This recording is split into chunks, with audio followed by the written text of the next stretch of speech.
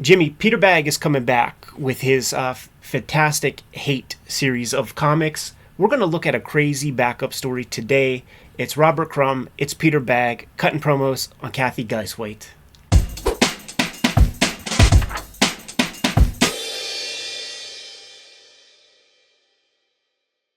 Welcome to your favorite YouTube channel, Cartoonist Kayfabe. My name is Ed Piscor. I'm Jim Rugg. Hate 27 is under the microscope today, specifically a backup story in Hate number 27. First, we want to let you guys know that we are a daily YouTube channel. We have more than 1,700 videos at your disposal right now. Chances are we might have talked about your favorite comics. In order to find out, go on the front page of the Kayfabe channel, hit the magnifying glass, search for your favorite comics, check out those episodes. We're on the road to 100,000 subscribers. Get us there sooner than later. By having your support in that way, it pushes our videos out to more people, makes it possible for us to grow this channel and keep things prospering.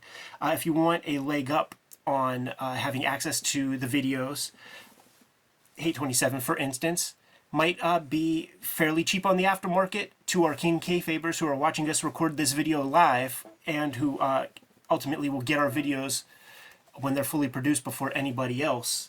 Mitigates the kayfabe effect. This might turn into a $10 comic after the video goes live, if you could even find it offline.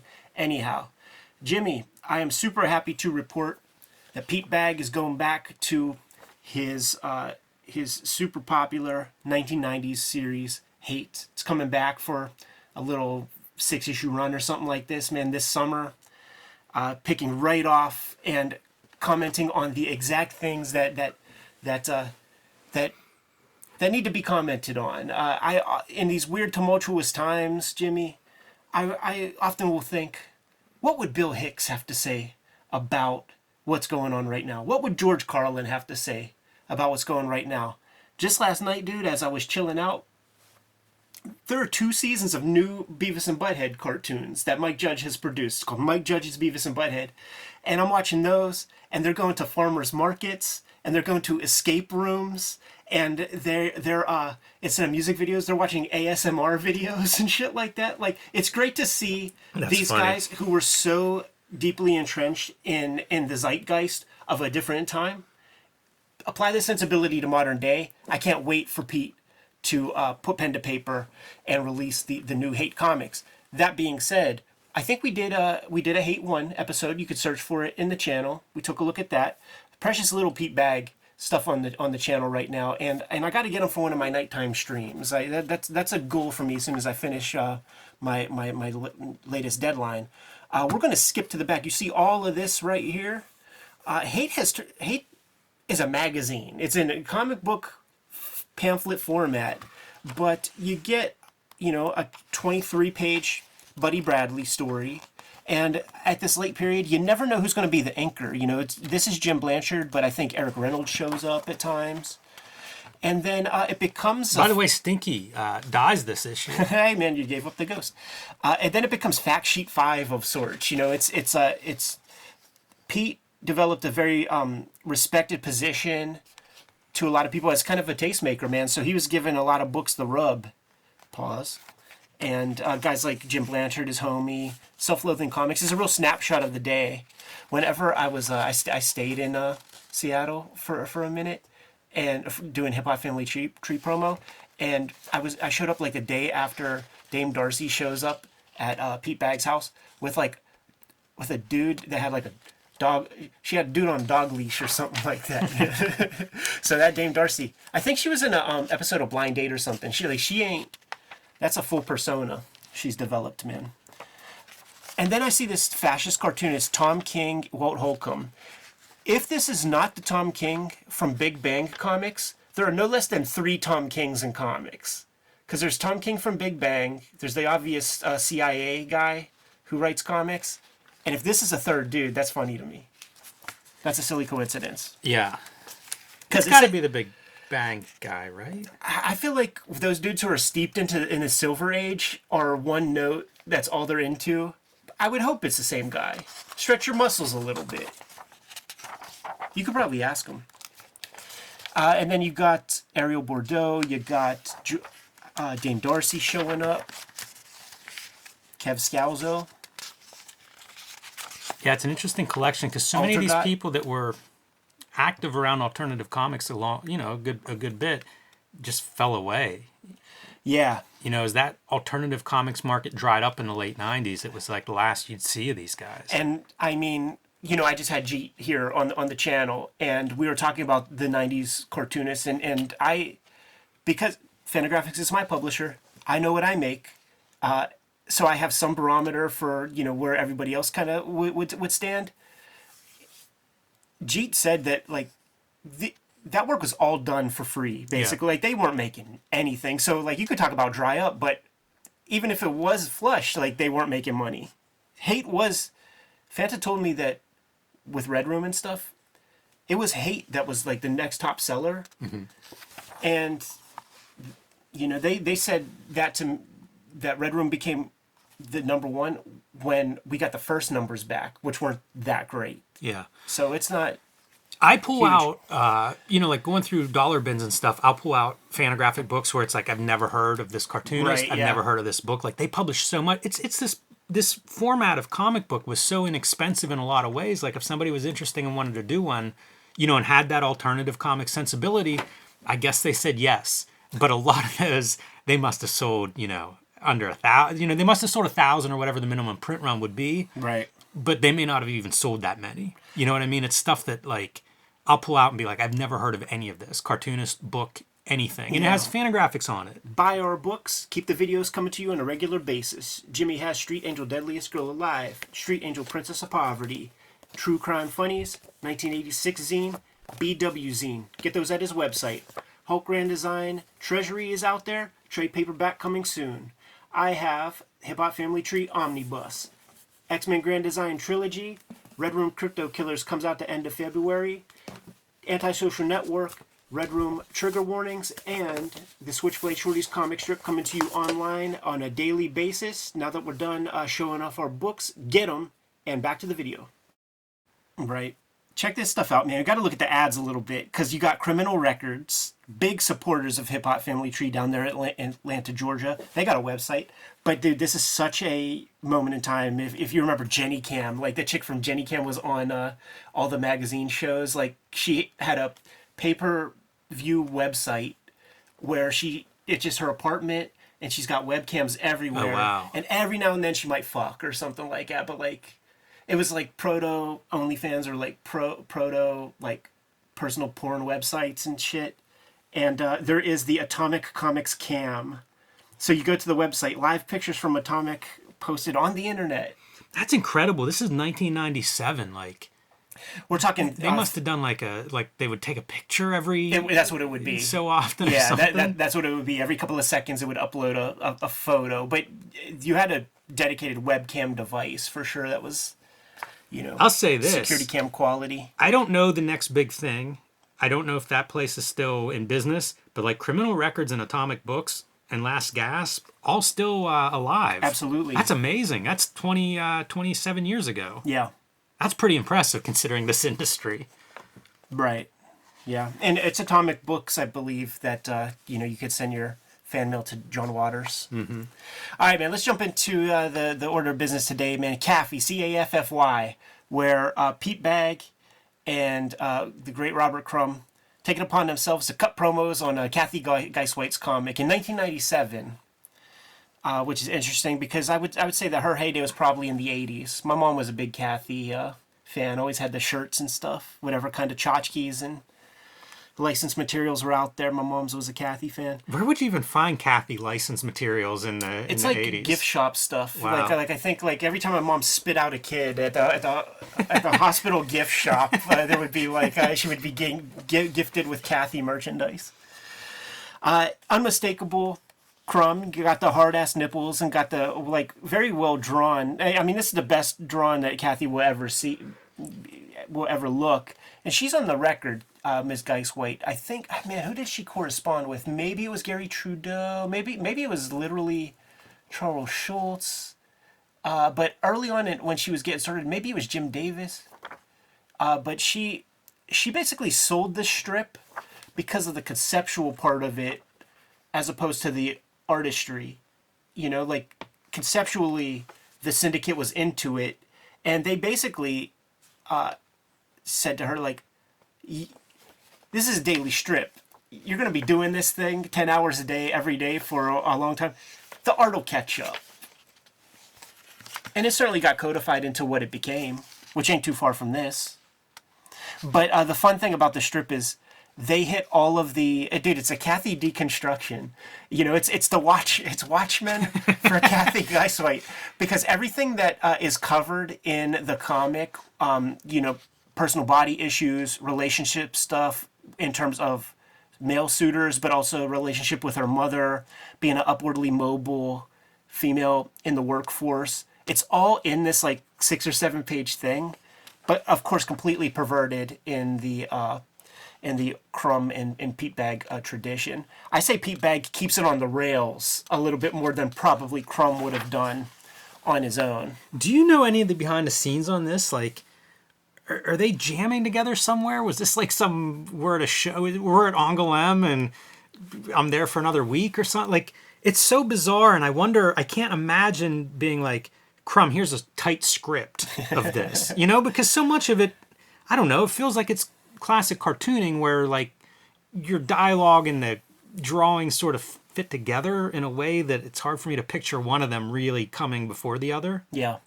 Yeah, that'll be a question to ask Pete, because this is not going to be the only, at this era of Hate Magazine, I call it magazine, but of the Hate comic, you know, get us a 10,000 on this one, and then we'll do the Alan Moore Kool-Aid Man story that he does with Pete Bagge. I think it was, there's a little bit of rising tide raises all ships, and if this is the most popular thing, like you get your homies on to do a featured guest spot on your newest record. You know what I'm saying? It's what you do, and certainly Crumb gave him the rub before he was road ready whatsoever, making him the editor of Weirdo Magazine straight out of SVA pretty much, man. So there was that relationship going on.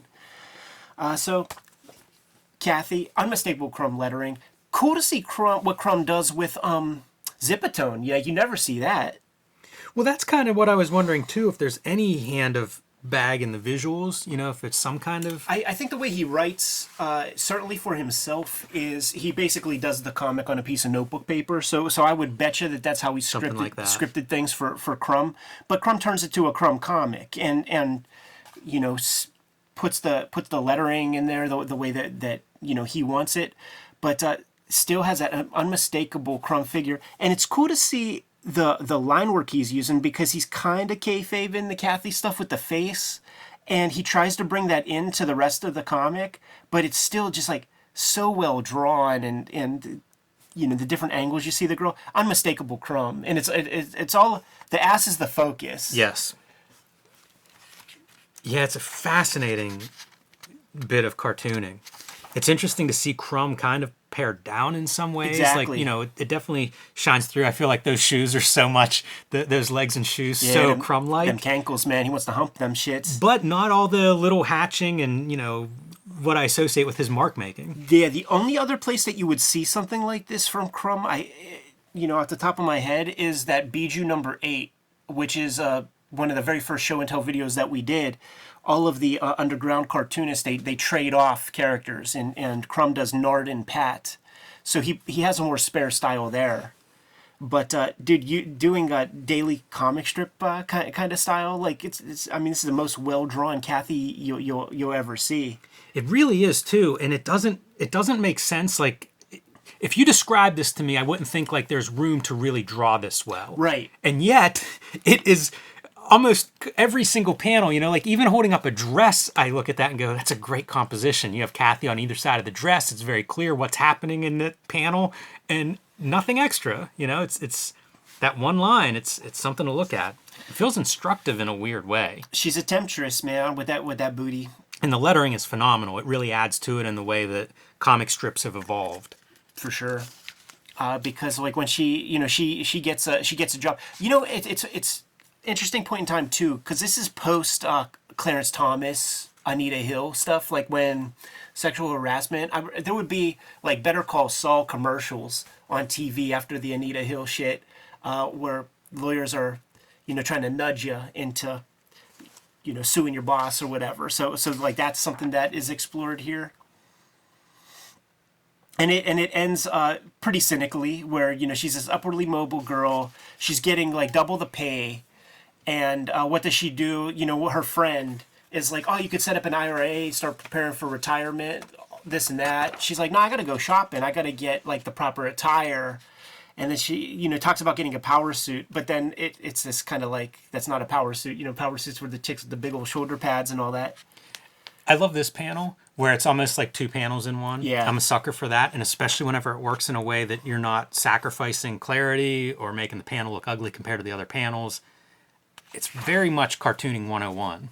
But there's your power suit in a exploitation comic version of CATHY. Right, totally. And very quickly, they start a relationship. He's a married man, and she's a kept woman at this point, and loses all the weight to be aesthetically pleasing, to be a trophy wife. But the punchline is, that isn't what wet his whistle anyhow. He liked that big juicy behind. It's funny too to see like the Crumb lettering come in. Like it's all over. That kind of stuff is what I always associate his serif, his hand serif. And then the ultimate epilogue. What you break up with your girl, she goes and sows a whole bunch of oats, gets sort of run through the ringer, and then she comes back to you. So the guy who was into that big old booty up front, he comes back, puts a bunch of kids in her, and she got even, slightly more gordo. What a comic. It is so cynical. It's so 90s in that point of view, I think. Right.